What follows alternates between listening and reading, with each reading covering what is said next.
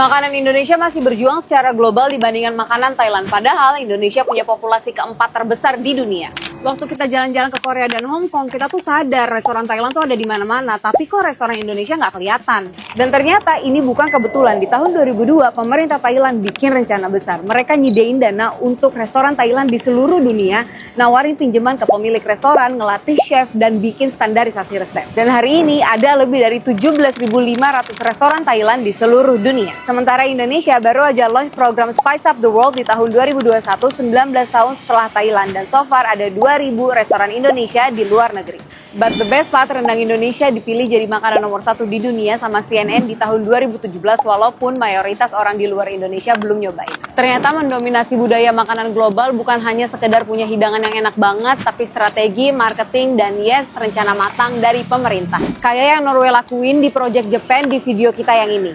Even negara kayak Prancis dan Korea pakai gastrodiplomasi buat ningkatin bisnis dan ekonomi mereka karena makanan bukan cuma sekedar budaya tapi bisnis. Menurut kamu masakan Indonesia apa yang harus go internasional? Bentar, semua toko Polo Ralph Lauren yang ada di Indonesia ternyata nyuri secara legal. Selamat datang di permainan merek dagang ala Indonesia.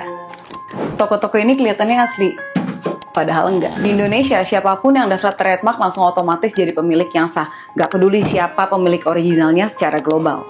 Sementara Ralph Lauren lagi sibuk sama Amerika dan Eropa, pengusaha lokal ini diem-diem ngedaftarin Polo di Indonesia. Bagian terparahnya saat Polo Amerika ini ngegugat pengusaha asal Indonesia, justru dia malah nggak hadir ke pengadilan dan dia tetap menang.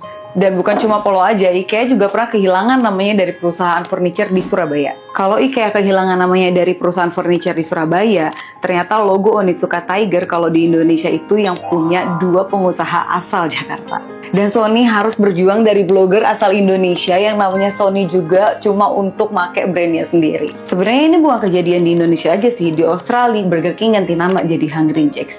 Supreme dikecoh di Italia. Bahkan brand Balma dia berurusan sama para copycats di Dubai. Ini bukan produk imitasi, ini adalah bisnis yang secara legal nggak bisa diganggu. Mereka pakai logo global dan ngecas harga premium.